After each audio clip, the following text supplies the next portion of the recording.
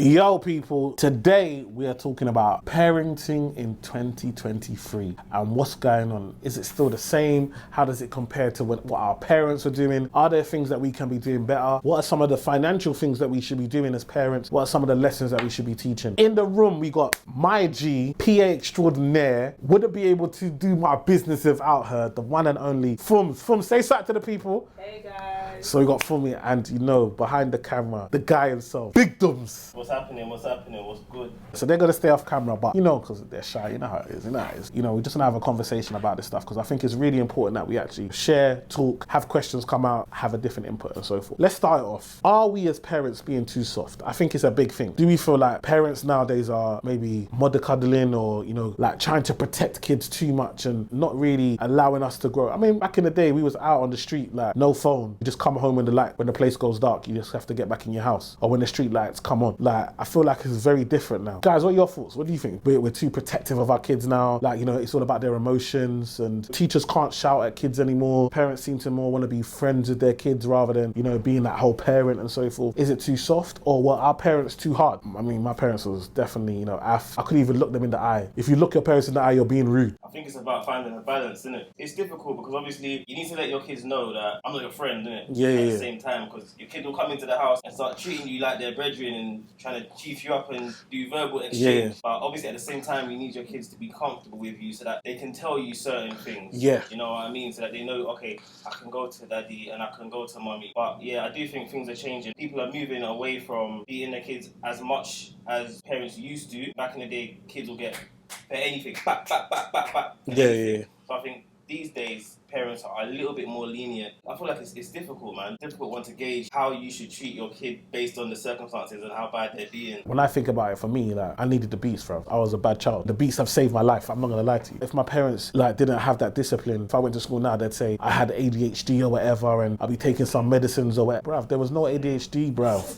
It didn't exist. You was a naughty child and you got licks. Like, do you know what I mean? Had to go and face the wall. The head teacher would tell your parents and you'll be in trouble. And I feel like I'm lucky that I had through that. So I had to just get over those. I'm not saying that ADHD doesn't exist, but I'm saying that I had to find other ways to cope and other ways to control my emotions and so forth because I knew the discipline. And like you said about the whole friend thing and the way parents are talking to kids and the way kids talk back, I think sometimes it's difficult. You almost lose control. But I say the difference is, as well is that my parents could send me to my room. I was in my room. The only friends I had were around in my area or that I went to school with. Now, people are talking to people all across the world, the internet. You got so much more exposure as a child. Actually, that's what you're saying is right, Dooms. We have to have more conversation. Like, I've got my young kids. I need to be the biggest influence in their life. Look at, we've got this good brother Andrew Tate influencing a whole male generation. Yeah. To think that, somehow after all this male patriarchy that we've had, now men feel that they're the ones being downtrodden and they're the ones that are unfortunate. Do you know what I mean? The stats don't say the same. The problem is that if we leave it to kids and, we leave other people to be the influence on our kids, then they're going to get raised by YouTube and the people on YouTube and have different mindsets. What do you think, Fums, as a woman? What are you thinking? So what I was thinking is that for me, I think a lot of people say, I don't want to be the parent that my parents were. I don't want to be like them, this is that. But until you actually do the hard work and understand yourself, understand why your parents were the way they are, you're going to repeat the cycle. So I feel like we need to take time and show grace to our parents. I feel like they did the best of what they had at the time. I do think they could have done things a lot differently. Yeah. I don't think everyone needs to be beaten, but as you said, in some cases it works. Yeah. So I would say that, just show more grace and just really think about how you can be a better parent to your kids and not repeat the cycle. Because I feel like generational trauma, generational curses are real and it's time we break this. Well, Fums went there, it's a deep one.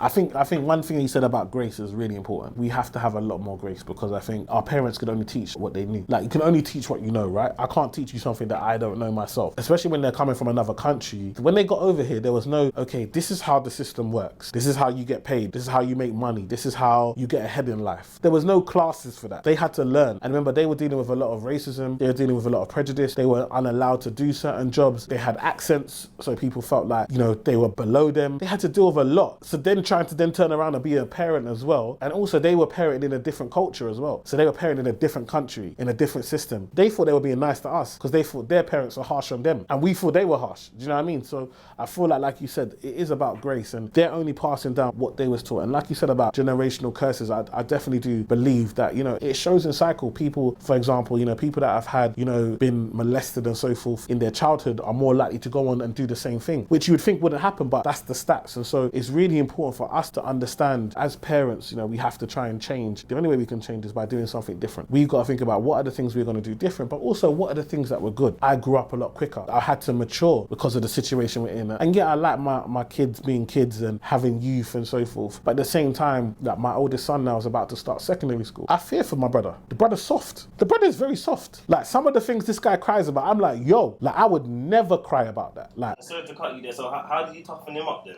So how do you think about approaching that? I think, you know, what we've had to do, number one is conversations and actually point it out to him, like, you know, I understand you're in your emotions and so forth. Can you really understand why you're crying? Can you explain it to me? When he stops to think about it, he's like, I actually don't know. Like, and that's fine. We need to highlight more that, okay, yeah, it's okay to cry, but make sure that it actually makes sense why you're crying, number one. Number two is getting him around other older boys. So we've got out like other cousins and so forth that have older kids, getting him around them to understand that life is hard. You know, you're going to get bumped. Someone might step on your toe and not say sorry. That's not a reason for you to cry. Sometimes things are not fair. One of my kids always, it's not fair. It's not, life is not fair. Sometimes we don't want to teach our kids, you know, that life is not fair because we want them to always feel like everything should be fair. But it's not. You might be the best person for the job. You might be the best qualified and you might still not get it because somebody knows somebody who knows somebody. And we know this happens in life. Are we setting our kids up for failure by making them walk out thinking that everything should be fair and everything should be equal? So touching on that, yeah, do you think that a part of a child being soft or how tough they are is to do with how they're nurtured within the home? Definitely. I've realised that, you know, with him, he has to come around me more. So I take him out when I go play five-a-side with the man them, or when I go out with the guys. If he can bring kids, I'll bring him around his uncles so he can see how other men that are doing well, but at the same time, how they hold themselves, how he can toughen up and be stronger, and him to understand that, you know, not everything is fair. Because it's important, because at the same time, you're going to go to school, they're going to be kids that are going to know this, and they're going to take liberties. And we had a thing the other day in the parents group where they were saying the kids from Croydon were coming down to Bromley to rob the bikes of the kids from the boys from Bromley because they know that these man, number one, they're soft, they're going to give up the bike. Number two, their parents are just going to buy them a new one. So man are literally coming down and they're not beating them up or nothing. They're just, give me the bike. And these men don't know what to say, what to do. Plus they're like, well, they can get another one. How do you even prepare your child for that? How do you prepare your child for that? How can you? So they got to understand when to fight and when to just walk away. Do you know what I mean? It's not every time you got to be hero. People get shot in the movies and still survive 4 or 5 times.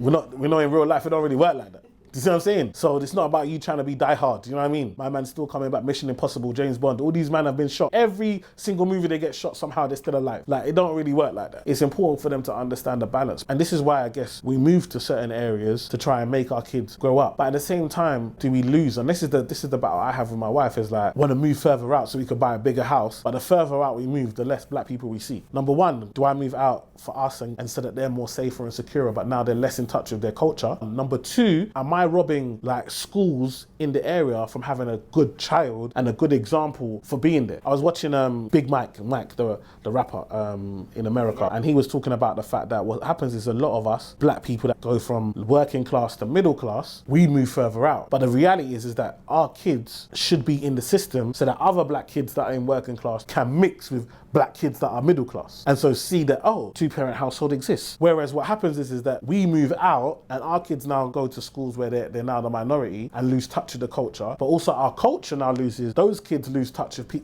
other kids that they can aspire to be, other kids that can have a positive impact on them, other parents that can have a positive impact on school because they're now moving their kids out. It's really important to have a balance. Do you know what I mean? Let's be honest though, yeah, I feel like the average parent wants their kids to be around other kids that are either on the same level at minimum or doing better than them. You have to be a really, really, really good parent to say, I want you to be amongst these people that's beneath you. Let me not say beneath, that's beneath, yeah. But I want you to be amongst other kids that aren't doing as well as us, basically. Yeah. So that we can help uplift the community together, basically. So I feel like that's a difficult balance to come to terms with. Like, would you, for a couple months, I'm gonna take my eldest son to the school that I used to go to back in the ends? No, I purposely moved.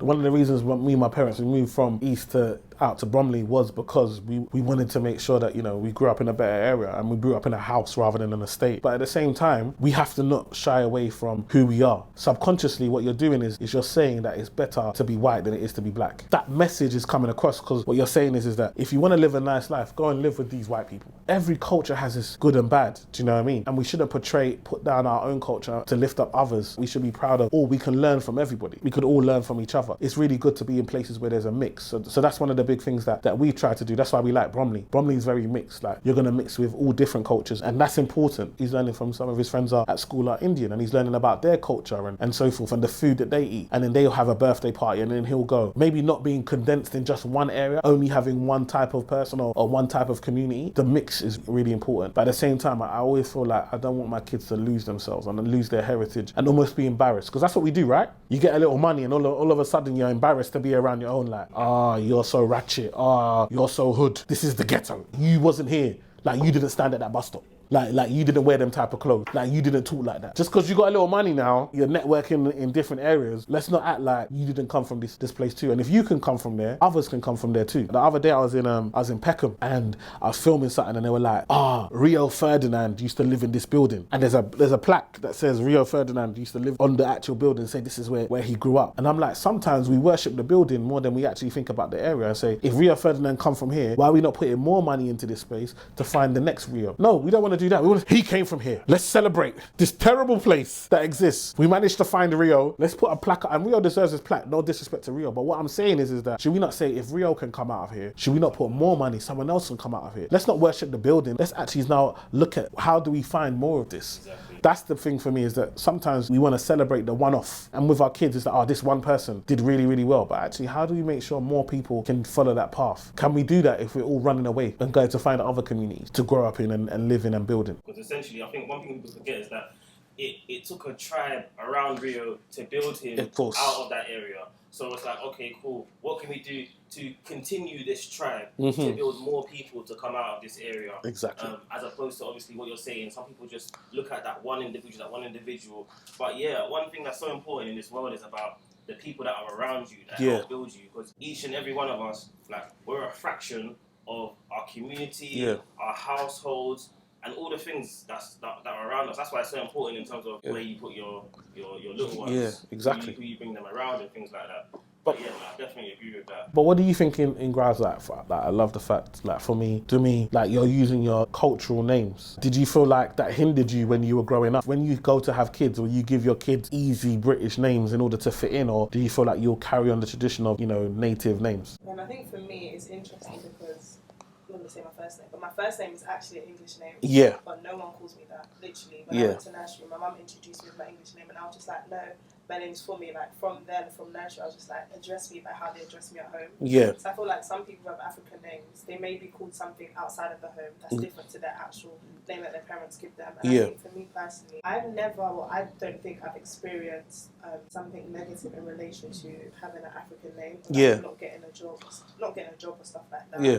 I do think sometimes we can use that as an excuse as to why we didn't get the job, but maybe just weren't good enough in the first place. Yeah. That's just one side of the story. Yeah. But in terms of my kids, whatever the Lord directs me to call them, I'll give them that name. Yeah, you're not particular on the fact of whether it's African name or whether it's English or British name. I'm not too fast, because I feel like you can give a child a name, and even that in itself, naming a child is so powerful, because it's like you're calling them into their prophetic destiny. Like the name that you're giving them, that's literally what you're professing over their life every day. Yeah. So I would say for me, that's more so what I would think about. And then even if I give my child an English name first, and then like a Nigerian name second, if they prefer the Nigerian name, they may go by that. So at the end of the day, I feel like I will give them that. The choice. Yeah, I will give them the choice to do that. Okay. What about you, Dubs? So me personally, I've got no English names. My parents are straight. That was it. Straight. That's it. Yeah. Completely African. So like in terms of my kids, I do feel like we're in England at the end of the day. So if you give your kids an English name, you do give them a slight advantage. I know obviously you've got the Rishis and all of the various names that are not necessarily English, that are doing great things in this world. And who knows where this country will be in X amount of years and how they'll accept other names, But I do feel like if you have a job application and it says like a David or something instead of some, I don't know, maybe like a Adewale or something like that, maybe, for instance. I do feel like people have got unconscious biases. They are real, and the average person in HR that's looking at your CV is probably going to be closer to somebody like a David, for instance, or that name. So I do feel like those type of names will give you a slight advantage. People, they have to work harder, you have to work harder in certain instances. In terms of my kids, I have no idea. Sometimes I say to myself, you know what, I'm just going to do what my parents did and keep them the straight African roots. That's it. I'm not 100% sure yet, I think I agree with both of you, like, in regards to what we've done is we gave them an English name as their first name, but we've also given them African names as their middle names. They know their African names, you know what I mean? Their grandparents call them by their African names, not their first names most of the time. If we are going to be in this country, any slight advantage we can give, the better. One of my friends, his name is Tomawa, applies for jobs as Tomawa, and he wasn't getting response. He changed it to Tom, and he got response. When you speak to people in the HR departments and so forth, a lot of them will say is that, oh, actually, I didn't know how to pronounce it. I felt embarrassed, so I just left it. Because if you've got 100 applications and you see one that's good, but you can't pronounce it, and there's another one that's good, why am I even going to give myself the embarrassment of, hi, I'm calling from, what's your name? It's proven, like, if you've got two people, one with an English name, one with a more African name, you send their CVs off, the one with the English name, even if their CV is exactly the same, the one with the English name is going to get more callbacks than the one with the African name. Because like you said, people have unconscious bias. So again, when we're thinking about our kids and children and how we're raising them, these are the types of things we've got to think about. Like, the same thing for me is really important in regards to financial education and making sure that we're not waiting for other people to teach our kids about money. So if you're not good with money, you need to learn it for yourself, because it's a skill that you need to pass down to your kids. We'll carry that on in the next video. Hope you enjoyed this one. Big up for me in the building. Big up Duns. And yeah, we'll catch you in the next one.